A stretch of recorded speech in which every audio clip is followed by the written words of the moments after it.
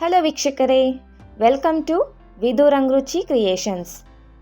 ಇವತ್ತಿನ ವಿಡಿಯೋದಲ್ಲಿ ನಿಮ್ಮೆಲ್ರಿಗೂ ಮಂಡಕ್ಕಿ ಖಾರ ಅಥವಾ ಮಂಡಕ್ಕಿ ಮಿಕ್ಸ್ಚರ್, ಮಂಡಕ್ಕಿ ಒಗ್ಗರಣೆ ಅಂತ ಕರೀತಾರೆ, ಹೇಗೆ ಮಾಡೋದು, ಅದಕ್ಕೆ ಬೇಕಾದ ಇಂಗ್ರೀಡಿಯೆಂಟ್ಸ್ ಏನೇನು ಅಂತ ನೋಡೋಣ. ಮಂಡಕ್ಕಿ ಖಾರ ಮಾಡ್ಕೊಳ್ಳೋದಕ್ಕೆ ನಾನು ಮಂಡಕ್ಕಿನ ತೊಗೊಂಡಿದ್ದೀನಿ, ಅಂದರೆ ಕಡಲೆಪುರಿ. ಉಪ್ಪು ಕಡಲೆಪುರಿ ಇರುತ್ತಲ್ವ, ನೀವು ಯಾವ ಥರ ಬೇಕಾದರೂ ಕಡಲೆಪುರಿನ ತೊಗೋಬೋದು. ಉಪ್ಪು ಮಂಡಕ್ಕಿ ಅಥವಾ ಸಪ್ಪೆ ಮಂಡಕ್ಕಿ ಕೂಡ ತೊಗೊಳ್ಬೋದು. ಇದನ್ನು ನಾವು ಕ್ಲೀನ್ ಮಾಡ್ಕೊಂಡು ಇಟ್ಕೋಬೇಕಾಗತ್ತೆ. ಇದರಲ್ಲಿ ಮಣ್ಣೆಲ್ಲ ಇರುತ್ತೆ, ಕ್ಲೀನ್ ಮಾಡ್ಕೊಳ್ಳೋಣ. ಒಗ್ಗರಣೆ ಮಾಡ್ಕೊಳ್ಳೋದಕ್ಕೆ ನಾನು ಎಣ್ಣೆ, ಸಾಸಿವೆ, ಕಡಲೆಬೀಜ, ಕಡಲೆಪಪ್ಪು, ಕರಿಬೇವು, ಬೆಳ್ಳುಳ್ಳಿ, 4-5 ಹಸಿಮೆಣಸಿನ್ಕಾಯಿ, ಹಾಗೆ ರುಚಿಗೆ ತಕ್ಕಷ್ಟು ಉಪ್ಪು ತೊಗೊಂಡಿದ್ದೀನಿ.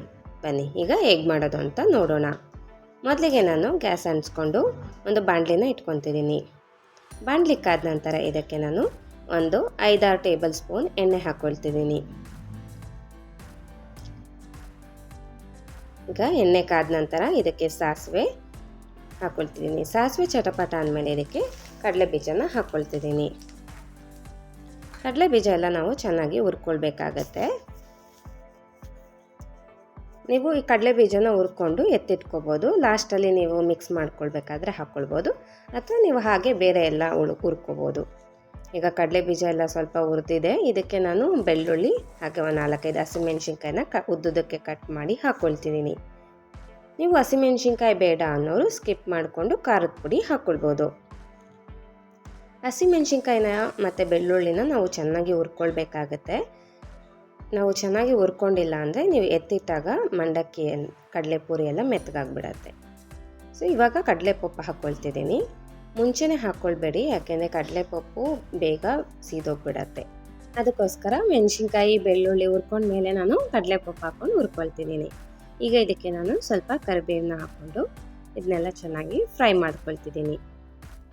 ಈ ಕಡಲೆಪುರಿ ಒಗ್ಗರಣೆನ ನೀವು ಈವ್ನಿಂಗ್ ಸ್ನ್ಯಾಕ್ಸ್ಗೆ, ಟೀ ಕಾಫಿ ಜೊತೆಗೆ ತಿನ್ನೋದಕ್ಕೆ ತುಂಬ ಚೆನ್ನಾಗಿರುತ್ತೆ. ಅಥವಾ ನೀವೆಲ್ಲಾದರೂ ಟ್ರಿಪ್ಗೆ ಹೋದರೆ ಅಲ್ಲೂ ಕೂಡ ತೊಗೊಂಡೋಗ್ಬೋದು. ಸ್ನ್ಯಾಕ್ಸ್ ಥರ ತಿನ್ನೋದಕ್ಕೆ ತುಂಬ ಚೆನ್ನಾಗಿರುತ್ತೆ.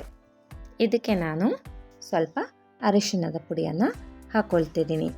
ಹಾಗೆ ಇದಕ್ಕೆ ರುಚಿಗೆ ತಕ್ಕಷ್ಟು ಉಪ್ಪನ್ನು ಹಾಕ್ಕೊಳ್ತಿದ್ದೀನಿ. ಇದನ್ನೆಲ್ಲ ಹಾಕ್ಕೊಂಡು ನಾನು ಚೆನ್ನಾಗಿ ಫ್ರೈ ಮಾಡ್ಕೊಳ್ತಿದ್ದೀನಿ. ಇದನ್ನೆಲ್ಲ ನೀವು ಚೆನ್ನಾಗಿ ಫ್ರೈ ಮಾಡಿ ಇಟ್ಕೊಳ್ಳಿ. ಚೆನ್ನಾಗಿ ಫ್ರೈ ಆಗೋದ್ರಿಂದ ಇದು ಬೇಗ ಮಂಡಕ್ಕಿ ಮೆತ್ತಗಾಗೋದಿಲ್ಲ ಎತ್ತಿಟ್ಟಾಗ. ನೋಡಿ, ಇದೆಲ್ಲ ಚೆನ್ನಾಗಿ ಫ್ರೈ ಆಗಿದೆ. ಈಗ ಇದಕ್ಕೆ ನಾನು ಕಡಲೆಪುರಿನ ಹಾಕ್ಕೊಳ್ತಿದ್ದೀನಿ. ಕಡಲೆಪುರಿನ ನೀವು ಕ್ಲೀನ್ ಮಾಡ್ಕೊಂಡು ಹಾಕ್ಕೊಳ್ಳಿ. ಇದರಲ್ಲಿ ಮಣ್ಣು ಕಲ್ಲೆಲ್ಲ ಇರುತ್ತೆ. ಓಕೆ, ನೀಟಾಗಿ ಕ್ಲೀನ್ ಮಾಡಿಕೊಂಡು ಮಿಕ್ಸ್ ಮಾಡ್ಕೊಳ್ಳಿ. ನೀವು ಈ ಮಂಡಕ್ಕಿನ ಒಂದು 20-25 ದಿನ ಅಥವಾ ತಿಂಗಳವರೆಗೂ ನೀವು ಒಂದು ಡಬ್ಬಿಯಲ್ಲಿ ಹಾಕ್ಕೊಂಡು ಸ್ಟೋರ್ ಮಾಡ್ಕೊಳ್ಬೋದು. ತುಂಬ ಚೆನ್ನಾಗಿರುತ್ತೆ. ಇದನ್ನೆಲ್ಲ ನಾವು ಇವಾಗ ಚೆನ್ನಾಗಿ ಮಿಕ್ಸ್ ಮಾಡ್ಕೊಳ್ತಿದ್ದೀನಿ.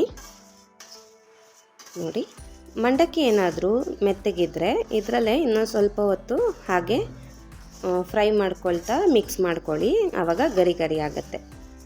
ಇಲ್ಲ ಅಂದರೆ ನೀವು ಸಪ್ರೇಟು ಒಂದು ಕುಕ್ಕರಲ್ಲಿ ಅಥವಾ ಬಾಣಲಿಯಲ್ಲಿ ಹುರ್ಕೊಂಡು ಕೂಡ ಹಾಕ್ಕೊಳ್ಬೋದು. ಇದರಲ್ಲಿ ಒಂದು 5 ನಿಮಿಷ ಮಿಕ್ಸ್ ಮಾಡ್ಕೊಳ್ತಾ ಹಾಗೆ ಲೋ ಫ್ಲೇಮಲ್ಲಿ ಹುರ್ಕೊಂಡ್ರೆ ನೀಟಾಗಿ ಆಗುತ್ತೆ, ಗರಿ ಗರಿ ಆಗುತ್ತೆ. ನೋಡಿ, ಇದೆಲ್ಲ ಚೆನ್ನಾಗಿ ಮಿಕ್ಸ್ ಆಗಿದೆ. ಈಗ ನಾನು ಒಂದು ಪ್ಲೇಟ್ಗೆ ಸರ್ವ್ ಮಾಡ್ಕೊಂಡಿದ್ದೀನಿ. ನೋಡಿ, ಈ ಮಂಡಕ್ಕಿ ಖಾರ ಎಷ್ಟು ಚೆನ್ನಾಗಿದೆ. ಈವ್ನಿಂಗ್ ಸ್ನ್ಯಾಕ್ಸ್, ಟೀ ಕಾಫಿ ಜೊತೆಗೆ ತಿನ್ನೋದಕ್ಕೆ ತುಂಬ ಟೇಸ್ಟಿಯಾಗಿರುತ್ತೆ. ನೀವು ಒಮ್ಮೆ ಮನೆಯಲ್ಲಿ ಟ್ರೈ ಮಾಡಿ ಹೇಗೆ ಬಂತು ಅಂತ ಕಮೆಂಟ್ ಮಾಡಿ. ಈ ಟೇಸ್ಟಿ ಸ್ನ್ಯಾಕ್ಸ್ ನಿಮಗೆ ಇಷ್ಟ ಆಗಿದ್ದರೆ please like, share and subscribe. ಇದೇ ಥರ ಒಳ್ಳೊಳ್ಳೆ ಈಸಿ ಆ್ಯಂಡ್ ಟೇಸ್ಟಿ ರೆಸಿಪೀಸ್ಗೋಸ್ಕರ ನಮ್ಮ ಚಾನಲ್ನ ಫಾಲೋ ಮಾಡಿ. Thank you.